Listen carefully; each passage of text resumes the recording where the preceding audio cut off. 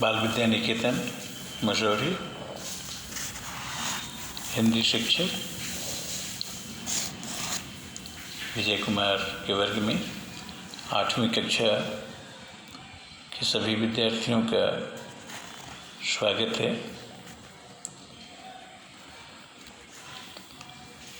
छात्रों, आज पाठ्यपुस्तक मधुलिका में संकलित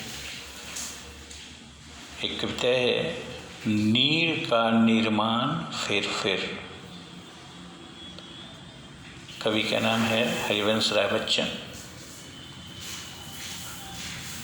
तो उन्हीं की कविता हम लोग पढ़ेंगे। शीर्षक है नीर का निर्माण फिर फिर। नीर और नीर युगों शब्द है। एक होता है नदरी का नीर, जिसका अर्थ होता है जल, और यहाँ है नदरी का और नीर यानी घोंसला, जिसमें पक्षी रहते हैं। तो नीर का निर्माण, घोंसले का निर्माण फिर पुनः। तो यह कविता का शीर्षक है।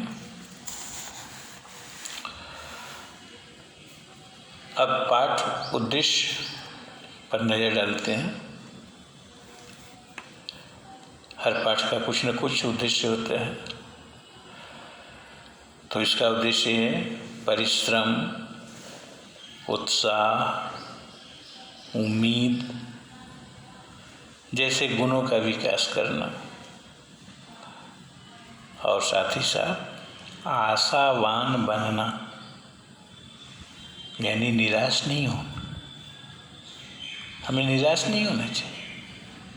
न रहो, न निराश करो मन को, कुछ काम करो, कुछ काम करो, जग में रहकर कुछ नाम करो। तो आशा का दामन छोड़ना नहीं, हमेशा आशावान बने रहना है। पाठ प्रवेश में है, जिंदगी कठिनाइयों से भागने का नाम नहीं है। अक्सर थोड़ी सी कठिनाई होती है तो हम लोग जीवन से उब जाते हैं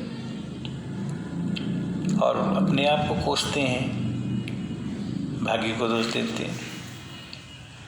तो जिंदगी कठिनाइयों से भागने का नाम नहीं, तब किसका नाम है? संघर्षों से जूझने का नाम है। संघर्ष यानी स्ट्रगल इज लाइफ। तो जो भी परिस्थितियां हैं उनसे हमको जूझना होगा। जिस तरह एक गहन काली रात के बाद चमकता दिन आता है, ठीक उसी तरह हर विनाश के बाद एक नया सृजन आता है। विनाश में ही सृष्टि का बीज छुपा होता है। रात होती है, फिर दिन होता है। तो इस तरह से यह परिवर्तन होता रहता है। इसलिए मुसीबतों और कठिनाइयों से घबराना नहीं चाहिए। जो भी परिस्थिति हो उसका सामना करें, क्योंकि ये हमें एक नए उत्साह और उम्मीद से पुनर्निर्माण के कार्य में संलग्न होने का संदेश देती है। ये विषम परिस्थितियाँ, मुसीबतें, कठिनाइयाँ हमें संदेश देती हैं कि हम नए उत्साह और उम्मीद से फिर से निर्माण करें, पुनर्निर्माण। तो आइए पुनर्निर्माण के लिए प्रेरित करती हुई इस कविता का आनंद लें।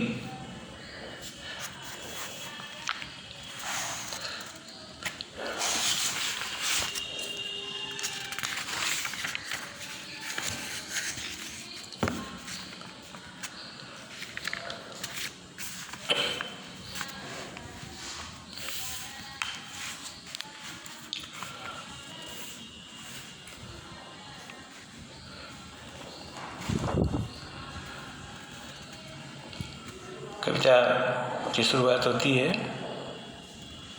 नीर का निर्माण फिर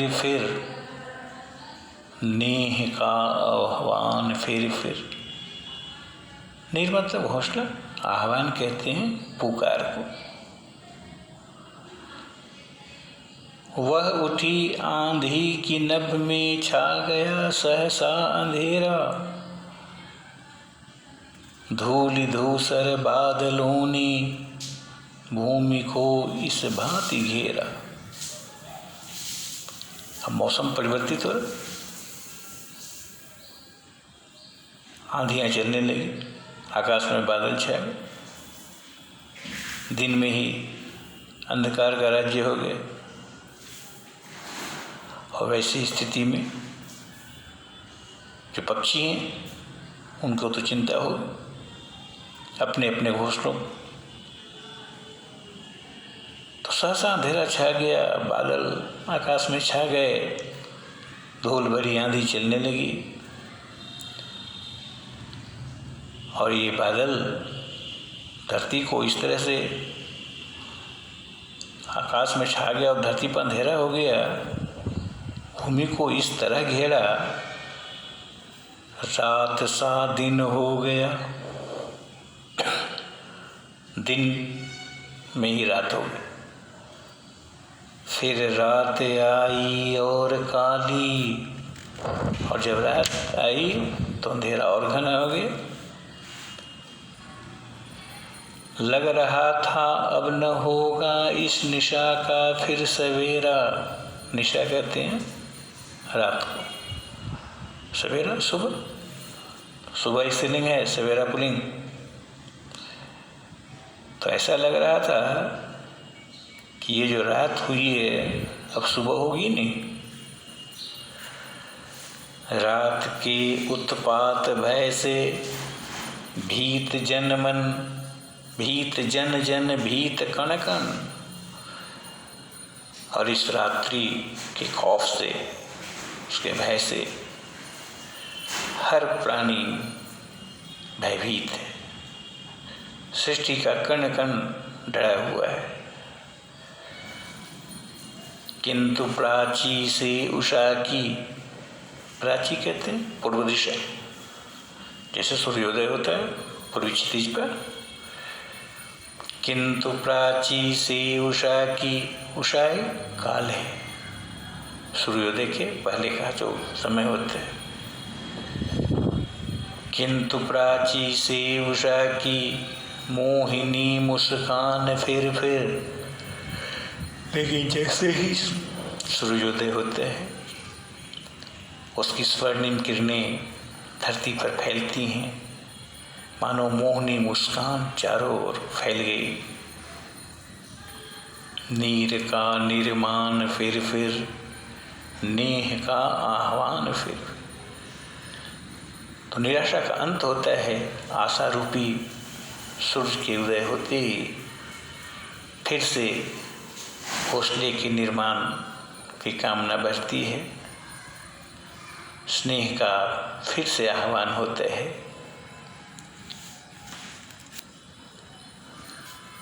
वह चले झोंके की कांपे, वह चले झोंके की कांपे, भीम कायावान भूधर। जर समेत उखर पुखर कर, गिर पड़े टूटे विटप पर। और उस हवा के झोंके से बड़े बड़े वृक्ष उखड़ गए। हाय तिनकों से विनिर्मित, विनिर्मित यानी बनाए हुए। अब जो घास से, तिनके से जो घोंसले बने थे, हाय तिनकों से विनिर्मित घोंसलों पर क्या न बीती। उस आंधी तूफान में पक्षियों के जो घोंसले थे, पता नहीं उन पर क्या बीती हो। डगमगाए जब की कंकर, छोटे छोटे कंकर भी जब डगमगाने लगते हैं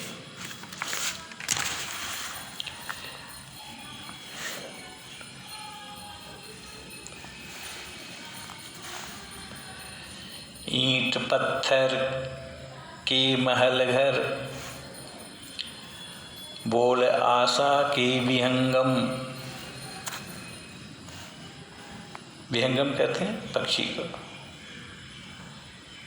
तो ईंट या पत्थरों से बने हुए महल हों या घर हों, बोल आशा के विहंगम, किस जगह पर तू छिपा था। विहंगम पक्षी को कहते कि इस आंधी तूफान में तू कहाँ छुपा हुआ था। जो गगन पर चढ़ उठाता गर्व से निज तान फिर। लेकिन पक्षी निराश नहीं होते, फिर आकाश में उड़ते हुए कलरव ध्वनि करते हुए अपनी प्रसन्नता प्रकट करते हैं। गर्व से निज तान फिर अपनी मधुर तान छेड़ते हैं। नीर का निर्माण फिर नेह का आह्वान फिर घृणा के बादल छटते हैं, प्रेम की वर्षा होती है और वे पक्षी घोंसले के निर्माण में लग जाते हैं। आंधी तूफान ने उनके बसेरा को नष्ट कर दिया, लेकिन वे निराश नहीं हुए। क्रुद्ध नभ के वज्रदंतों, नभ आकाश, क्रुद्ध नभ के वज्रदंतों में उषा है मुस्कराती। अब उषा काल जो सूर्योदय के पहले, तो आकाश की जो वज्र के समान दांत हैं, फिर उसमें से उषा मुस्कुराती है, यानी सवेरा होता है। घोर गर्जन में गगन के कंठ में खग पंक्ति गाती। पंक्तिबद्ध होकर के ये चिड़िया फिर गाती है। एक चिड़िया चोंच में तिनका लिए जो जा रही है। एक चिड़िया जिसकी चोंच में एक तिनका है, घास है, वह सहज में ही पवन 49 को नीचा दिखाती। लेकिन उसके पंख रुकते नहीं, तेज हवाएं भी उसकी गति में बाधा उपस्थित नहीं कर पाती। नास के दुख से कभी दबता नहीं निर्वाण का सुख। नास के बादल छाए, चारों तरफ प्रलय का दृश्य हो, फिर भी वे घबराते नहीं। दबता नहीं निर्माण का सुख। निर्माण करने का जो आनंद उनके मन में उठ रहा है, वह भावना दबती नहीं। प्रलय की निस्तब्धता से, जो प्रलय हो रहा है बिल्कुल शांति बनी हुई है, स्तब्धता है। प्रलय की निस्तब्धता से सृष्टि का नवगान फिर सृष्टि का निर्माण फिर नेह का आह्वान फिर। तो जिस तरह से वह पक्षी विषम परिस्थितियों में भी अपने कर्तव्य पर से विचलित नहीं होता, उसी तरह हम मनुष्यों को भी कठिन से कठिन समस्याओं का सामना करना होगा। सामने जो भी मुसीबतें आए उनसे मुख नहीं मोड़ना है। जीवन की चुनौतियों को स्वीकार करना होगा, क्योंकि अंधकार के बाद प्रकाश आता है, रात के बाद दिन आता है, दुख के बाद सुख का आगमन होता है। तो हमें निराश नहीं होना है, आशावान बनना है। तो यह इस कविता का मूल संदेश है।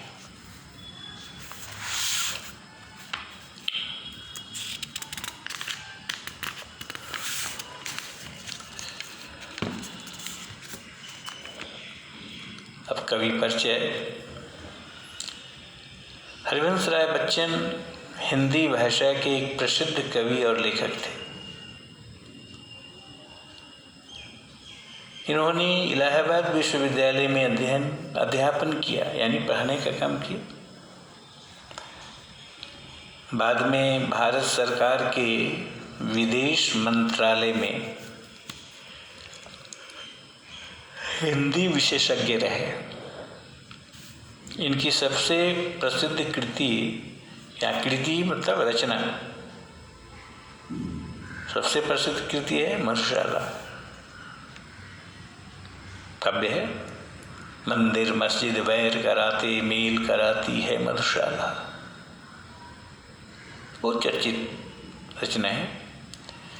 इन्हें कई सम्मानों से सम्मानित किया गया है, जैसे साहित्य अकादमी से पुरस्कार, सोवियत लैंड नेहरू पुरस्कार, कमल पुरस्कार, सरस्वती सम्मान तथा पद्म भूषण। शब्दार्थ, नीर कहते हैं घोंसला को, प्राची पूर्व दिशा, विनिर्मित मतलब बनाए हुए, नेह का अर्थ है स्नेह यानी प्रेम, मोहिनी मतलब मन को अच्छी लगने वाली, लुभावनी जिसको बोलते हैं। विहंगम का अर्थ है खग पक्षी, आह्वान बुलाना या पुकार। कैसे कहते हैं, गांधी जी के आह्वान पर हजारों लोग एकत्र हो गए। भूधर पहाड़ को कहते हैं, खग मतलब पक्षी, भीत भयभीत या डरा हुआ, और विटप का अर्थ है पेड़ वृक्ष। निस्तब्धता मतलब सूनापन, खामोशी। अब HW की बारी है।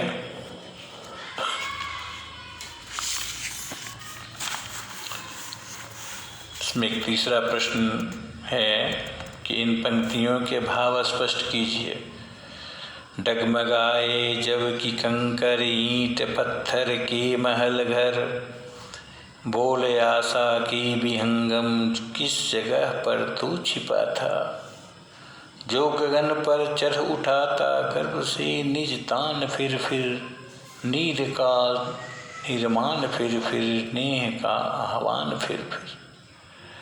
तो इन पंक्तियों का भाव स्पष्ट करना है, और उसी में ख है कि नाश के दुख से कभी दबता नहीं निर्माण का सुख, प्रलय की निस्तब्धता से सृष्टि का नवगान, फिर नीर का निर्माण, फिर नेह का आह्वान, फिर।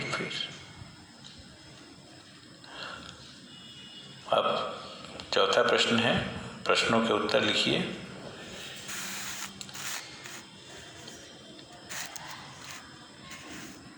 इसमें क्या है कि जब आंधी उठी तब क्या हुआ। ख में है कि कवि ने आशा के विहंगम किसे कहा है और क्यों कहा है। ग है कि चिड़िया किस प्रकार आंधी को नीचा दिखा रही है। घ क्रुद्ध नभ के वज्रदंतों में उषा है मुस्कराती का क्या तात्पर्य है। और अंगा प्रश्न है कि इस कविता के कवि का परिचय दीजिए। इस कविता के कवि कौन है? हरिवंश राय बच्चन। तो उनका संक्षिप्त परिचय देना है। तो इन प्रश्नों के उत्तर आपको फेयर कॉपी में तैयार करने हैं और व्हाट्सएप पर भी भेजना है। तो पाठ का नाम, रचना का शब्दार्थ, ये तो हर हाल में याद रखना ही। और जैसे जैसे कविताएं पढ़ाई हो रही हैं तो कविता की 8-8 पंक्तियां कम से कम जरूर याद रखनी है। तो आज यहीं तक, फिर मिलेंगे, तब तक के लिए धन्यवाद।